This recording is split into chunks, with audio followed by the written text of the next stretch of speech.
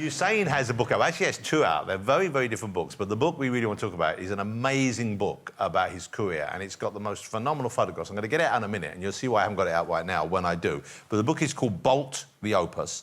There are so many record-breaking moments documented in it. When you break a world record, presumably when you're running, you must know, obviously, you're in the lead and you're doing well, but do you have a feeling before you've got the result in that you've done that you've gone faster than anyone else? For me, if I'm actually going for it, you can tell. You know what I mean? But the first when would you not be going for it? the first two times, when I broke the first 100 meters in New York, I wasn't actually going for the world record. Tyson Gay was one of my biggest competitors at the time. And for me in New York was the first time I'm going to compete with him over 100 meters.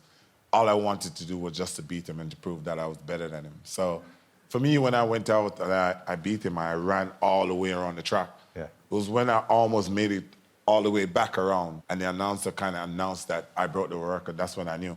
Wow. So, yeah. And you did an whole extra lap, just to rub it in. But, you know, it's interesting, what we talked about earlier with Holly there, about clearing your mind. Do you have to do that when you're there? I know you're in the moment, you know, I know you've trained and you're ready for it, but is there something you try to think of or try not to think of? So when I get to the start line, I tend to try to think about everything except racing at the time. I try to figure out if I'm going to go out the night before, what I'm going to have for dinner. I try to distract myself from the actual race, because the moment you start thinking too much about the race, you start getting nervous, you start thinking, remember this, remember that. Yeah. It confuses you, you know what I mean? And that's how you make mistakes.